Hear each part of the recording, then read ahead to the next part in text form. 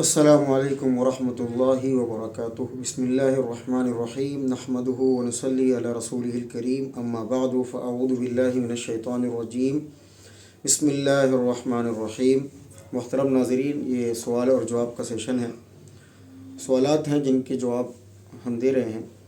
تو سوالات کا سلسلہ شروع کرتے ہیں۔ سب سے پہلا سوال ہے، میں نے سنا ہے کہ مسواک کا بہت احترام بتایا گیا ہے، تو جو مسواک خراب ہو جائے اس کا کیا حکم ہے؟ اس کو ہم پھینک سکتے ہیں ایسے ہی، یا اس کا کچھ الگ مسئلہ ہے؟ عظیم بیگ سہارنپور سے۔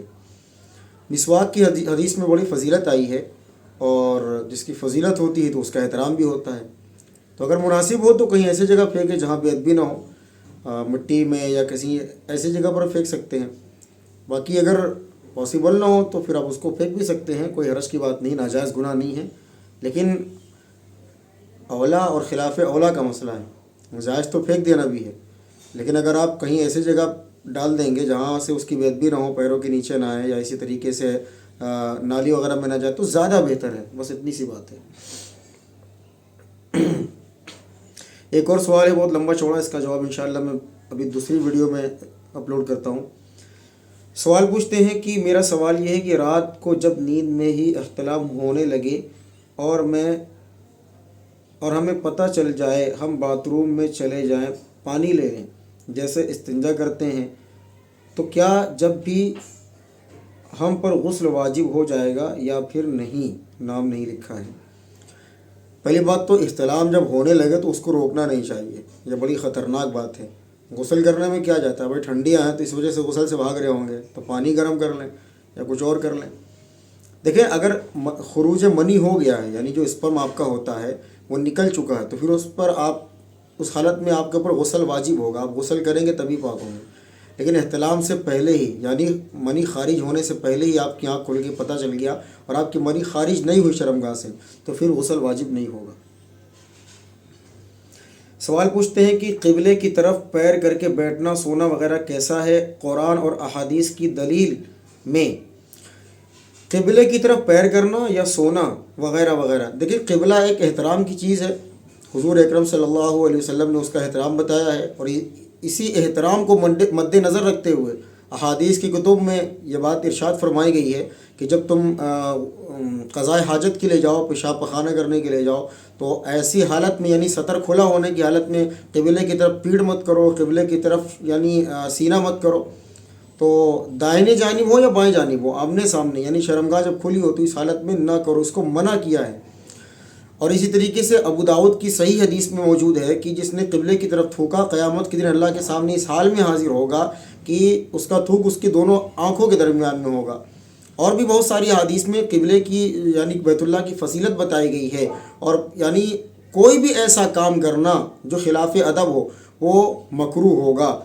تو اگر آپ سونے پر، پیر رکھنے پر یا تھوکنے پر تو میں نے حدیث بتا دی آپ کو، لیکن اگر پیر رکھنے پر یا اس طرح کی چیزیں کرنے پر آپ حدیث پوچھ رہے ہیں، تو بھائی ان الفاظ کے ساتھ تو حدیث نہیں ہے، لیکن جب ایک چیز کی فضیلت حدیث میں آ چکی ہے اور جو چیز یعنی اس کی شان میں توہین کرتی ہو، تو ہر اس چیز کو کرنے سے منع کیا جائے گا جس سے اس کی بے احترامی لازم آتی ہو۔ تو چونکہ ہمارے عرف میں کسی کی طرف پیر کرنا یہ بے احترامی اور بے ادبی کی دلیل ہے، تو اس لیے علماء نے لکھا ہے کہ بیت اللہ کی جانب بغیر عذر پیر کرنا یا سوتے وقت اس جانب پیر ہونا یہ مکروہ ہے، حرام نہیں لیکن مکروہ ہے، ناپسندیدہ عمل ہے، تو اس لیے اسے اعتراض کرنا چاہیے۔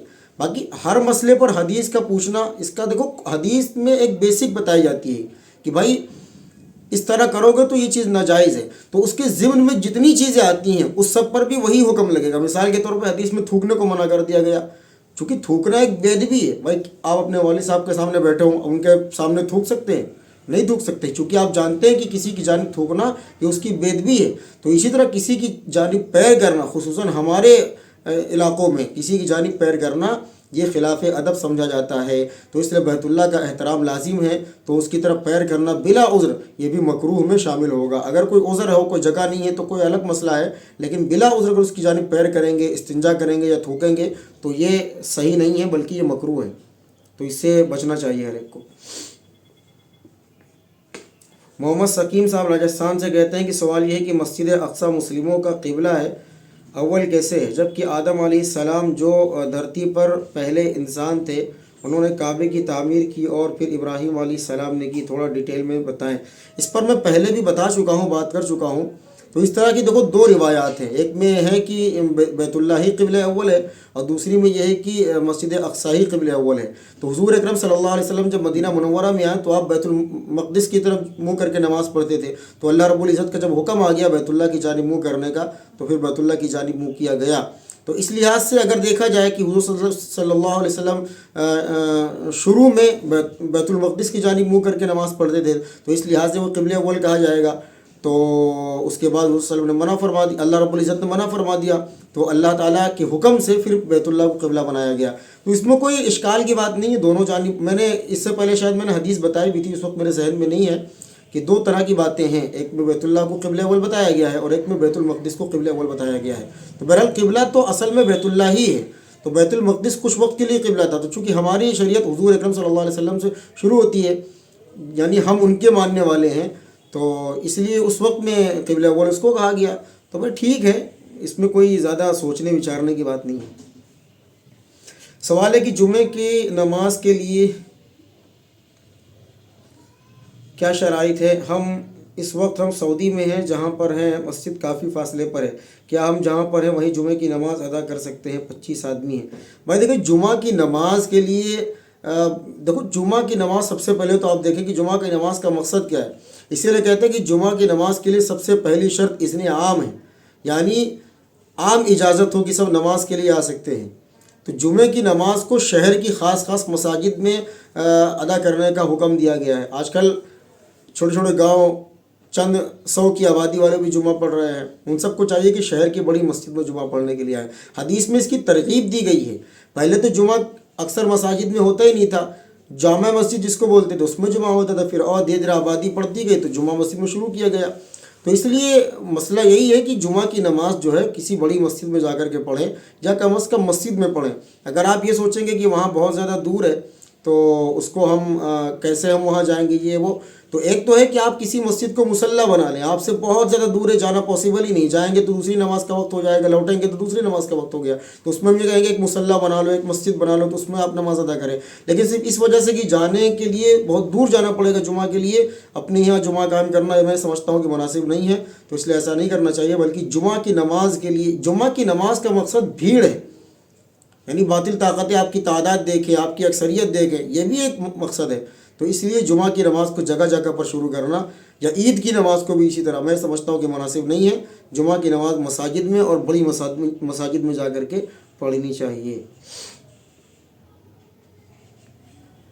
اچھا بھائی، اسامہ صاحب الہ آباد سے کہتے ہیں کسی دوسرے شہر جا رہے ہیں 10 دن کے لیے، تو 10 دن قصر پڑھیں یا پھر صرف سفر کے دوران ہی قصر پڑھیں؟ بھائی 10 دن سفر میں ہیں تو 10 دن آپ قصر میں، آپ سفر میں ہی ہیں نا، سواری مراد نہیں ہے، سفر مراد ہے۔ تو اگر 15 دن سے کم کی نیت کر کے سفر پہ گئے ہیں تو تمام دن نماز قصر ہی پڑھیں گے، یہ اللہ رب العزت کی جانب سے مسافر کو اسپیشل آفر ہے، تو اس لیے 10 دن نماز آپ قصر ہی کریں گے۔ گمنام یو پی سے، کیا لڑکی دیکھنے جانے کے لیے بہت سے لوگ جانا ضروری ہے اور ان کا ناشتہ کھانا لڑکی والوں کے ذمے ہے، اس کے بعد منگنی بارات کے بھیس میں بڑا سا لشکر، اس میں پھوہڑ بیہودہ رسمیں، اس کے بعد لڑکی کے گھر آنے کے بعد پھوہڑ بیہودہ رسمیں، چوتھی جیسی بیہودہ رسم، لڑکی کے کھانا بنانے پر رسم، بچہ ہونے پر فالتو کی رسمیں کیا اسلام میں ہے؟ اگر اسلام میں ہے تو ان کا اسلام میں کیا درجہ؟ بہت ہی جلے ہوئے بھائی لگتے ہیں۔ بہرحال اللہ تعالیٰ ہم سب کو سنت طریقے پر نکاح کرنے کی، شادی کرنے کی توفیق دے۔ بھائی دیکھیں مسئلہ اس میں یہ ہے کہ نکاح میں جو شریعت نے ہمیں بتایا ہے وہ 2 گواہ ہوں، مہر مقرر ہو، اور لڑکی اور لڑکے کا ایجاب و قبول ہو، اور اس کے بعد پھر ولیمہ ہے۔ ان چیزوں کے علاوہ شریعت نے ہمیں نکاح میں کوئی اور چیز نہیں بتائی ہے۔ جو چیزیں ایڈ کی گئی ہیں یہ بعد کی ایجادات ہیں۔ تو اب ہم ایک تو یہ فرضی کی رسمیں ہیں، پہلی بات۔ دوسری بات یہ صحیح کہہ رہے ہو آپ، یہ مناسب نہیں ہے کہ لڑکی کے اگر بہت سارے لوگ جاتے ہیں، اس کا پیسہ خرچہ ہوتا ہے ناشتے پانی کا، تو ایسا بھی نہیں کرنا چاہیے۔ جس پر آپ اعتماد کرتے ہیں آپ اس کو بھیج دیں کہ بھائی آپ جا کر کے وہاں لڑکی دیکھ لو، 1-2 لوگ چلے جائیں، یعنی لڑکی والوں پر کم سے کم بوجھ ہو، لڑکی والوں پر بوجھ نہیں ڈالنا چاہیے۔ مثال کے طور پر پورا گھر ہی سمیٹ کر کے آ گیا، پورا خاندان ہم لڑکی دیکھنے کے لیے آئے ہیں، تو یہ دولہا خود چلا جائے، یعنی جس کی شادی ہونے والی ہو، یہ بھی جائز ہے کہ وہ خود چلا جائے، اس کی والدہ یا اس کی بہن چلی جائیں، یہ بھی ٹھیک ہے۔ لیکن اب اتنا لوڈ ڈال دینا کہ ایک یعنی شادی کی جتنا خرچہ اسی میں آ جائے، یہ بھی صحیح نہیں ہے، یہ مناسب نہیں ہے۔ اور دوسری بات آپ نے کیا کہی تھی کہ چوتھی وغیرہ، ہاں چوتھی وغیرہ کا بھی کوئی تصور اسلام میں نہیں ہے۔ اور تیسری بات آپ نے کہی تھی کہ لڑکی کے پہلی بار کھانا بنانے پر جو رسم کی جاتی ہے، اس کا بھی کوئی تصور نہیں ہے۔ اور جو بھی چیزیں آپ نے لکھی ہیں بعد میں، یہ سب کے سب بعد کی چیزیں ہیں، اس کا کوئی تصور نہیں ہے اسلام میں۔ میں نے جو بتایا نا، اسلام میں 2 گواہ، ایجاب و قبول اور مہر اور ولیمہ، یہ نکاح میں ضروری ہے۔ خطبہ نکاح سنت ہے، کوئی قاضی خطبہ پڑھے یہ بھی سنت ہے، لیکن یہ لازم نہیں ہے۔ لازم یہ چیزیں ہیں جو میں نے آپ کو بتائی ہیں، تو ان سے نکاح منعقد ہو جاتا ہے۔ شریعت کا نکاح یہی ہے، لیکن آج کل ڈھکوسلے اتنے کیے جاتے ہیں کہ غریبوں کی شادی ہی مشکل ہو۔ ہم جیسے لوگ کیسے ولیمہ کریں گے؟ ہم جیسے لوگ کیسے بارات لے کر کے جائیں گے؟ لڑکی والے بھی یہ سب سوچتے ہیں کہ اب تو جہیز کے معاملات ہیں، بارات میں 200 لوگوں کا استقبال کرنا، اس کا ایک مسئلہ ہوتا ہے۔ تو یہ ساری چیزیں اس کو ترک کر دینا چاہیے اور اس پر اصرار نہیں کرنا چاہیے۔ باقی جو چیزیں ہیں، جیسے لڑکی والے اگر لڑکی کے نکاح کی خوشی میں کھانا کرا دیتے ہیں کہ ہم نے ایک فریضہ انجام دیا ہے، تو ہم اس میں ہم لوگوں کی دعوت کر رہے ہیں، تو اس کو ہم حرام نہیں کہتے، صاحب استطاعت کے لیے جائز ہے، لیکن اس وقت میں جب کہ معاشرے پر اس کا غلط اثر نہ پڑے۔ یعنی ابھی کوئی اور لڑکی کے یہاں کھانا کھلانے پر قادر نہیں ہے، آپ بڑی بڑی دعوتیں کر رہے، تو یہ بھی نہیں مناسب ہے۔ لیکن ہم پھر بھی اس کو حرام نہیں کہتے، ناجائز نہیں کہتے، مباح ہے، جائز ہے، کر سکتا ہے، بشرطے کہ نام و نمود دکھاوے کی نیت نہ ہو، اور اسی طریقے سے اس میں سود پہ پیسہ نہیں لیے جائیں۔ بعض اوقات لڑکیوں کے شادی میں سود پہ پیسے لے کر کے شادی میں کھانا کیا جاتا ہے، ادھار پیسے لیے جاتے ہیں، تو اس طرح کی بھی چیزیں بھی ناجائز ہیں۔ اسی طریقے سے دلہن جب پہلی بار گھر آتی ہے، تو شریعت میں تو کوئی رسم نہیں ہے، وہ آئی ہیں تو ان سے کھانا بنوایا گیا، تو کسی نے اگر خوشی میں استطاعت کے باوجود اگر کسی نے خوشی میں کسی دوست کو یا دوست یار کو بلا لیا، تو ہم اس کو بھی حرام نہیں کہیں گے، نہ اس کو ہم شریعت سے جوڑیں گے، اس کو اس کی ذات سے ہی جوڑیں گے ہم۔ لیکن اس کو یعنی پروموٹ کرنا، اس کا پھر غلط اثر جائے گا معاشرے پر، تو اس لیے خاموشی کے ساتھ میں جو کر سکتے ہیں وہ کریں۔ اور ان چیزوں کا اسلام سے تو بہرحال کوئی تعلق نہیں ہے، اسلام میں جو چیزیں تھیں وہ میں نے آپ کو بتا دی ہیں، باقی چیزیں انسان کے اپنے اوپر ہے۔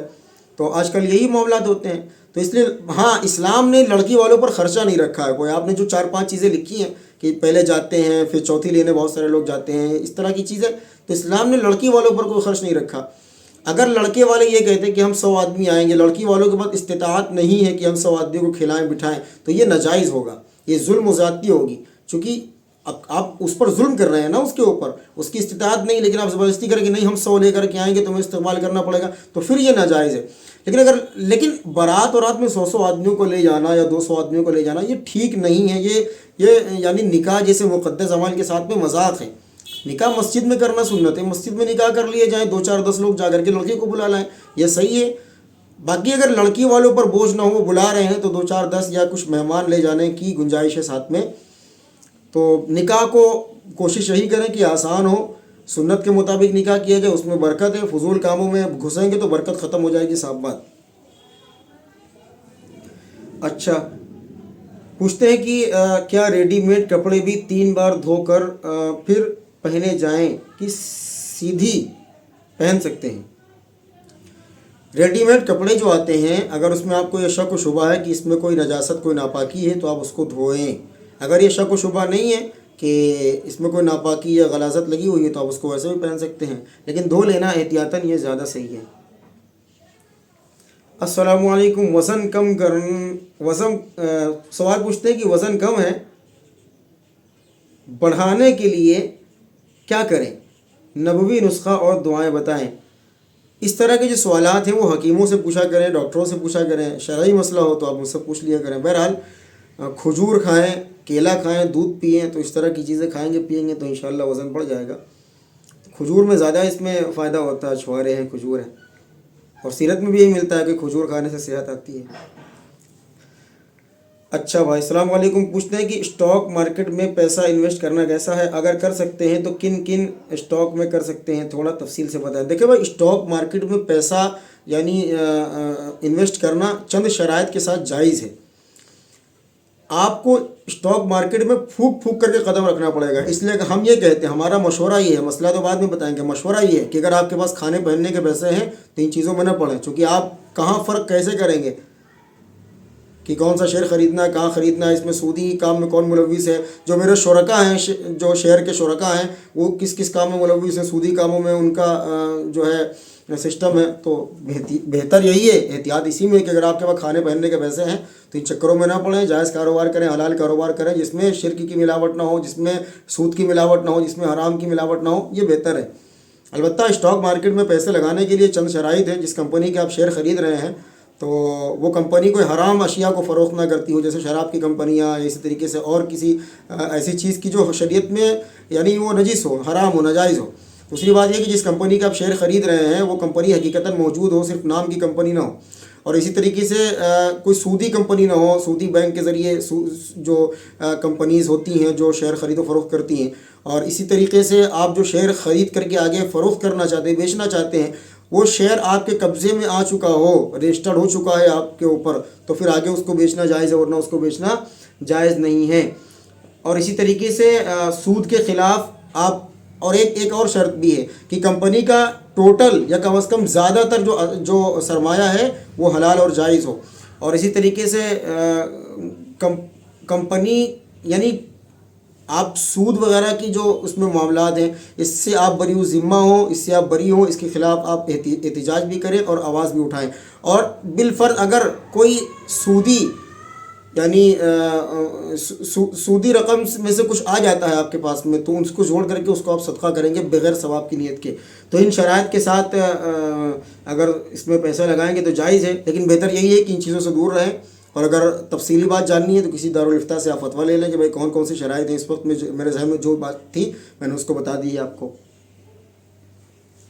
اچھا بھائی, کونین صاحب رائے بریلی سے کہتے ہیں کہ سوال حضرت, لوگ مسجد میں داخل ہونے کے بعد 10-20 سیکنڈ بیٹھتے ہیں, اس کے بعد سنت نماز ادا کرتے ہیں, اس کا کیا مسئلہ ہے؟ بھائی وہ آتے ہیں تو تھک جاتے ہوں گے تو 10-20 منٹ بیٹھ جاتے ہیں, لیکن بہتر یہ ہے کہ مسجد میں جب داخل ہوگا ٹائم ہے تو 2 رکعت نماز تحیۃ المسجد پڑھنی چاہیے. اس کی بڑی فضیلت ہے. بخاری مسلم کی حدیث ہے کہ حضور اکرم صلی اللہ علیہ وسلم نے ارشاد فرمایا کہ جب تم مسجد میں آؤ تو بیٹھنے سے پہلے 2 رکعت نماز پڑھ لیا کرو. اس کو تحیۃ المسجد کہتے ہیں. لیکن اگر وہ بیٹھ کر کے پھر تھک جاتے ہیں نا وہ, تو پھر بیٹھ کے پڑھتے ہیں تو بھی ٹھیک ہے, لیکن اس میں آپ اس کو ڈھونڈ رہے ہیں حدیث میں, تو میرے خیال میں تو میرے علم میں تو ایسی کوئی حدیث یا کوئی بات نہیں ہے.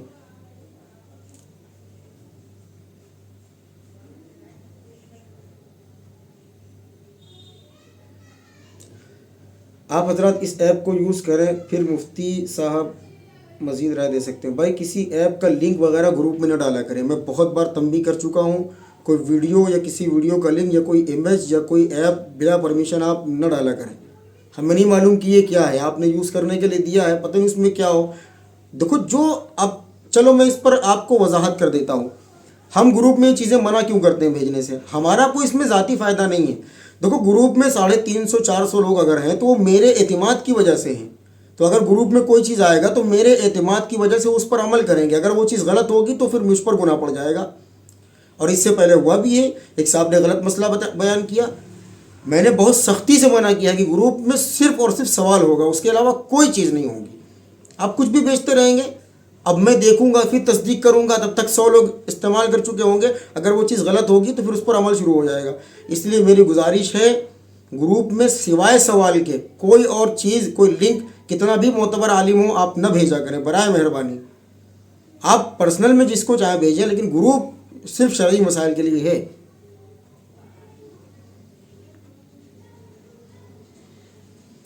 اچھا بھائی, سوال پوچھتے ہیں کہ مفتی صاحب مظفر نگر سے ہوں, مفتی صاحب کیا رشتہ کرتے وقت حسب نسب دیکھنا چاہیے؟ Please reply. دیکھیں حسب نسب کا کیا مطلب مراد لیتے ہیں؟ اگر آپ اس کا خاندان دیکھنا چاہتے ہیں یا برادری دیکھنا چاہتے ہیں تو بہتر یہی ہے کہ حسب اور نسب اچھا ہو. برادری کا کیا مطلب ہے یار؟ برادری سے تو کوئی کنیکشن ہی نہیں ہے. ہاں آپ کے خاندان کا ہو زیادہ بہتر ہے, چونکہ آپ اس کے بارے میں جانتے ہیں کہ کون کہاں سے ہے, کیا کرتا ہے, کیا نہیں کرتا ہے, اور اسی طریقے سے کس اچھے کاموں میں مبتلا ہے, کس برے کام میں مبتلا ہے.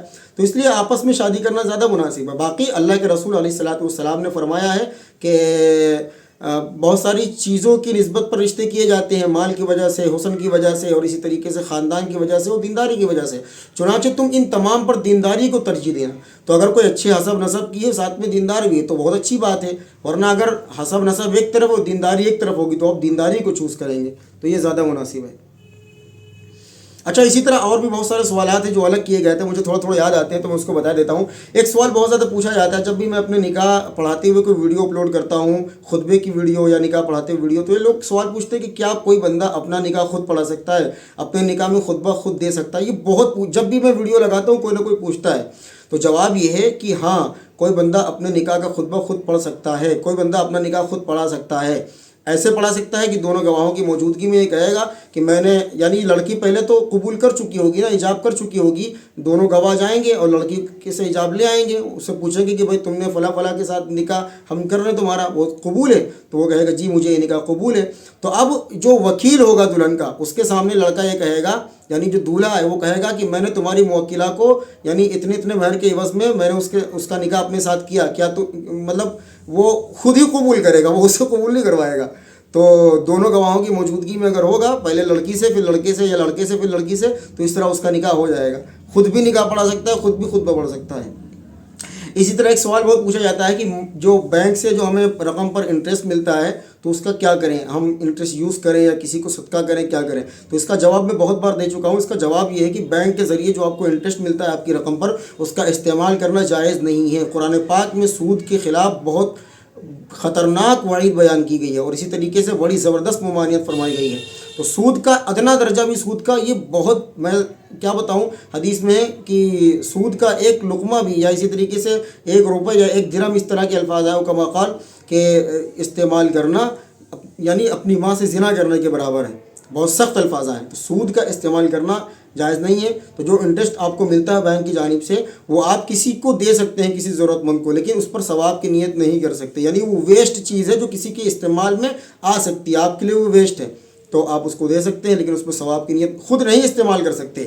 مسجد کے بعض لوگ کہتے ہیں مسجد کا بیت الخلا بنوا دو، مدرسے کا، نہیں، بالکل نہیں بنا سکتے۔ آپ کسی اور کی ملکیت میں دے سکتے ہیں کہ بھائی یہ پیسے تم لے لو، تمہارے کام آ جائیں گے، اس میں نہ ثواب کی نیت کریں گے، نہ اس پر اللہ سے اجر کی امید رکھیں گے، تو کسی کو دے سکتے ہیں بغیر ثواب کی نیت کے۔ تو بہرحال کچھ باتیں تھیں جن کو میں نے بیان کر دیا ہے، تو انشاءاللہ اگلے ہفتے بھی کچھ باتیں بیان کی جائیں گی جو آپ کے سوالات آئیں گے۔ اللہ تعالی ہم سب کو